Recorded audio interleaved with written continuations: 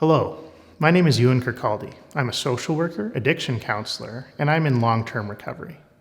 Today we're going to talk about returning to work, or entering or re-entering the workforce.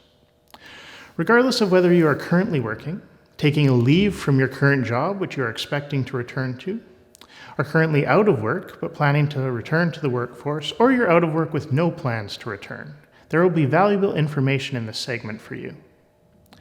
Let's start by looking at the situation of being off work currently, but returning to your old job or position.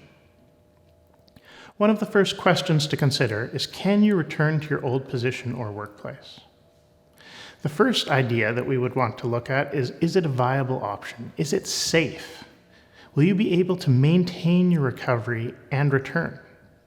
Addiction is sneaky and often shapes all aspects of our lives, including our work. We may find that we work in an environment where our substances or behaviors of choice are around us constantly. If this is the case, chances are we cannot return. Another major safety concern is the level of stress that comes with our position. Did it seem like you needed your addiction in order to cope with your job? If this is the case, it may not be safe to return to work. It is important not to make this decision on your own. Take some time, if possible, and definitely seek input from others, including your boss or work colleagues, friends and family, your recovery coach, and other people in recovery. If you do decide to return to your former employment, there are a number of things that must be considered. Of primary consideration is how you will maintain a balance of recovery while adding work back into your schedule. It is vital that recovery maintains its place of primary importance so that the cycle of addiction does not begin all over again. If it is possible, one common suggestion is for people to arrange a gradual return to work. This is common practice for anyone returning from an illness, an injury, or just a long period off. If you work for a company that has an HR department, you may want to speak with them about the possibilities of a gradual return.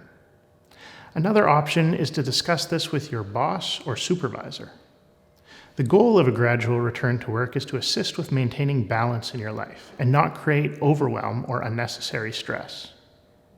Often people who have experienced addiction will approach returning to work with an all or nothing mentality, which can create overwhelm if they are trying to return immediately or take on their full responsibilities.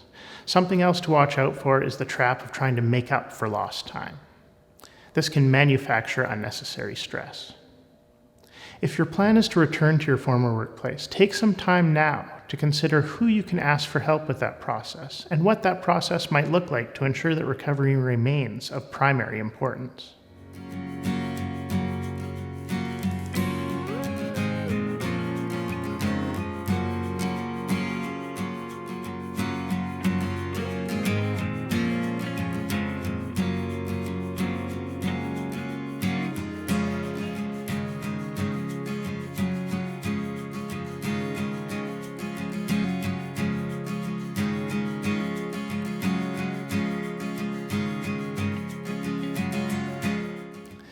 If you do not have a job to return to, or if you're re-entering the workforce, or entering the workforce after a long period of absence, these are some useful things to consider.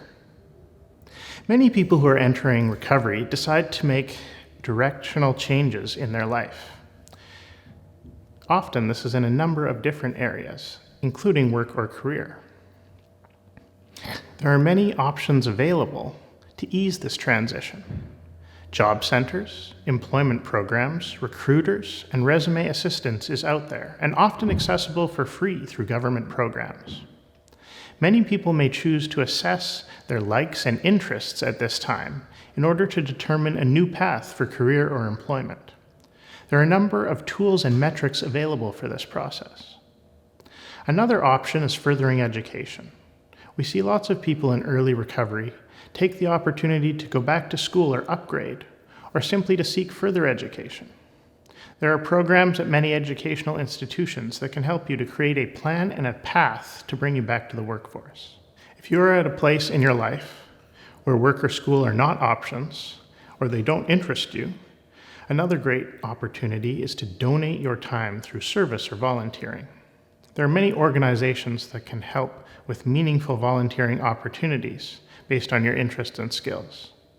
The opportunity to volunteer provides people in early recovery not only with a positive way to spend their time, but also a great way to build healthy social connections and improve self-worth and self-esteem.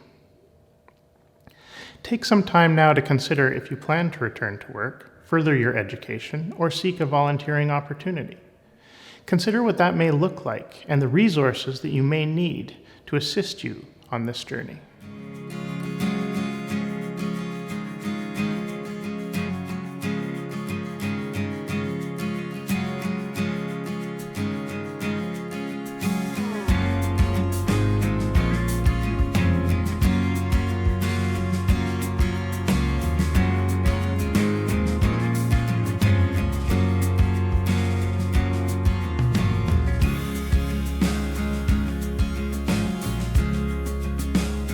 Whether it is returning to the workforce, seeking more education, or volunteering your time, a major consideration needs to be safety in the terms of recovery. Is what you're going to be doing potentially triggering for you? This is something to consider carefully. Such things can be directly triggering, such as returning to work in the hospitality industry, or indirectly triggering, such as going back to work in a high-paced law firm. Whether it's being around your substances and behaviors of choice, or the levels of stress in the workplace, whether it's an atmosphere that encourages unbalanced work practices, or a place that encourages workaholism, all of these potential threats to your recovery must be considered. I've seen many people in early recovery enter or re-enter the workforce, taking more simple or low-stress jobs than they are trained to do. Often, just this habit of getting back into work and managing the balance that will be necessary when they return to their chosen career path can be a useful tool on the way. This can be an option that some consider, and you may want to as well.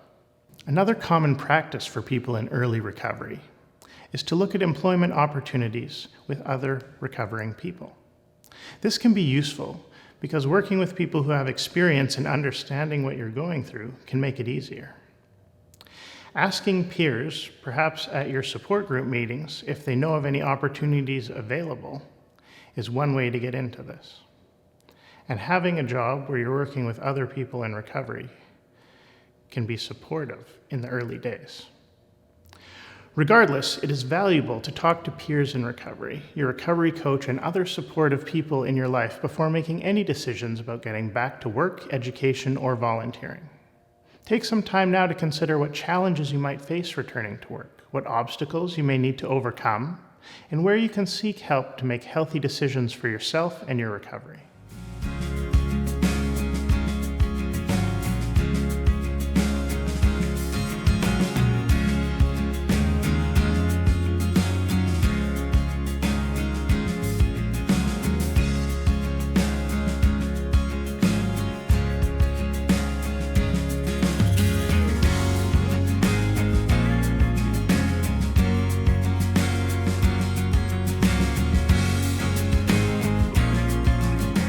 Stigma and disclosure is a significant topic when we are interacting with people who are unaware of our situation.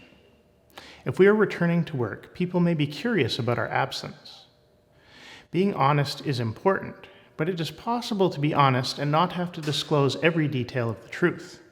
Statements like, "I was away," "I took an extended leave," "I was dealing with medical issues."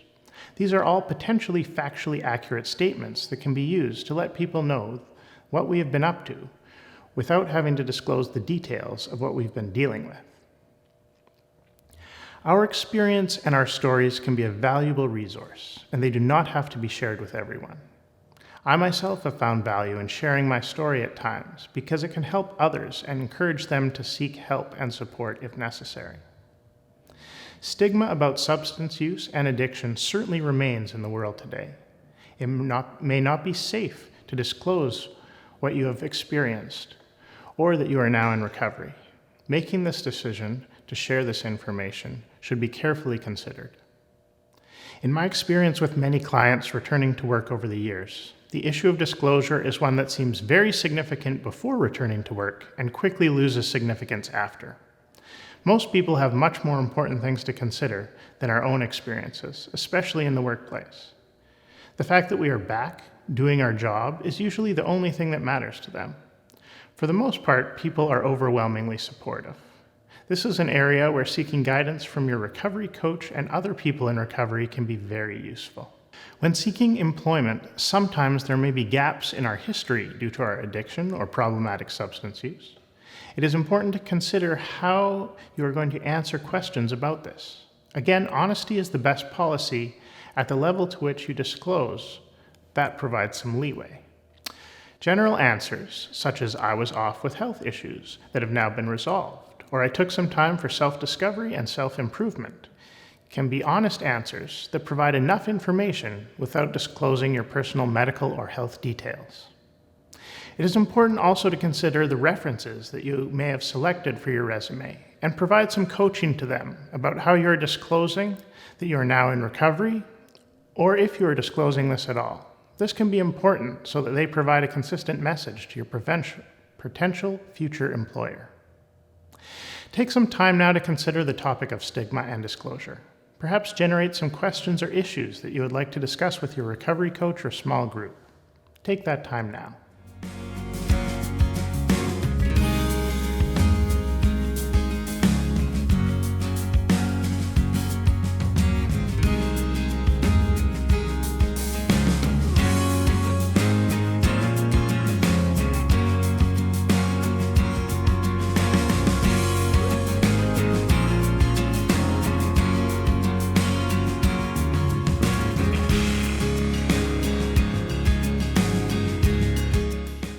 It is important to remember that the skills that are so important in early recovery and recovery in general translate well in the workforce.